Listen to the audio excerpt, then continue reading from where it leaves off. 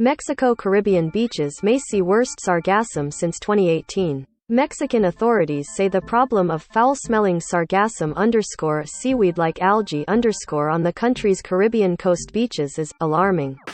Mexico City. Mexican authorities say the problem of foul-smelling sargassum, a seaweed-like algae, on the country's Caribbean coast beaches is alarming. The arrival of heaps of brown, foul-smelling sargassum on the coast's normally pristine white sand beaches comes just as tourism is recovering to pre-pandemic levels, though job recovery in the country's top tourist destination has been slower.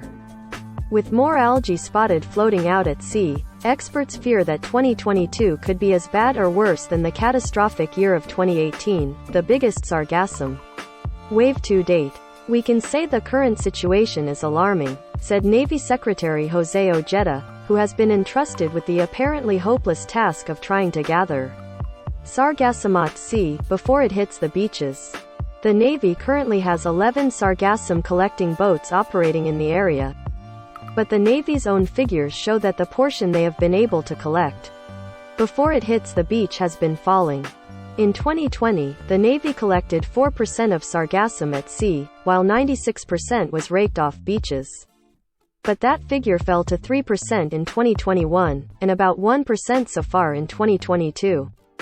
Allowing the algae to reach the beaches creates not only a problem for tourists, but for the environment, said Rosa Rodriguez Martinez, a biologist in the beachside town of Puerto Morelos who studies reefs and coastal ecosystems for Mexico's National Autonomous University. So much algae is reaching the beaches that hotels and local authorities are using bulldozers and backhoes, because the normal teams of rakes, shovels and wheelbarrows are no longer enough. The heavy machinery, when it picks it, sargassum, up, takes a large amount of sand with it, contributing to beach erosion, Rodriguez Martinez said. There is so much sargassum that you can't use small-scale equipment anymore, you have to use the heavy stuff, and when the excavators come in, they remove more sand. Rodriguez Martinez worries that 2022 could be worse than 2018, the previous peak year. In the last few days there have been amounts washing up, and in places, that I didn't see even in 2018, she said. However, the University of South Florida Optical Oceanography Lab said in a report that 2022 is likely going to be another moderate or major sargassum year, with observable amounts in all waters lower than in 2018 and 2021. But given the vagaries of ocean currents, it may just be a very bad year for Mexico. Rodriguez Martinez is already suffering the effects herself, at her beachside offices. "Where I am about 50 yards, from the beach and the smell is very unpleasant," she said. "Right now my head is hurting and another friend said her head hurts, and I said it must be the hydrogen sulfide gas from the sargassum, no? The problem comes just as resorts like Cancun, Playa del Carmen and Tulum are recovering from the brutal 2-year drop in tourism caused by the coronavirus pandemic.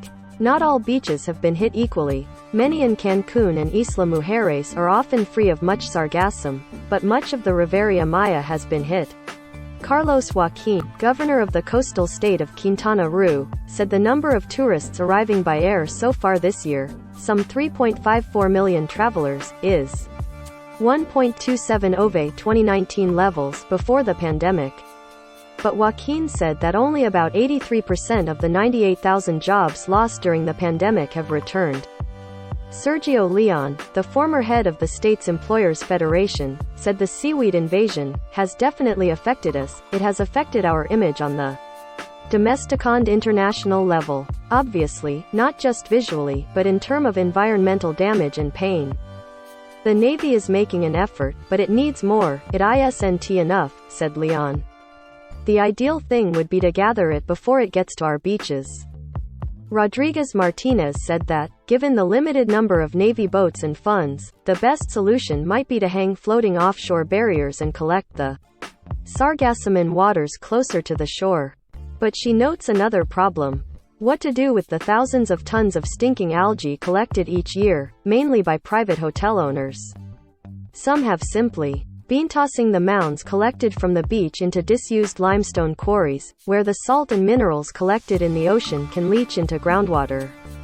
Others simply toss into woodlands or mangrove swamps, which is equally as bad. The algae has a lot of salt, so that is not good, even for palm trees, which are pretty salt resistant, she noted. While some have tried to use sargassum to create bricks or fertilizer, the lack of official policies and long-term plans make it hard to obtain big investments for such plans. Initial reports in the 2010s suggested the masses of seaweed came from an area of the Atlantic off the northern coast of Brazil, near the mouth of the Amazon River. Increased nutrient flows from deforestation or fertilizer runoff could be feeding the algae bloom. But other causes may contribute, like nutrient flows from the Congo River, increased upwelling of nutrient-laden deeper ocean water in the tropical Atlantic and dust blowing in from Africa.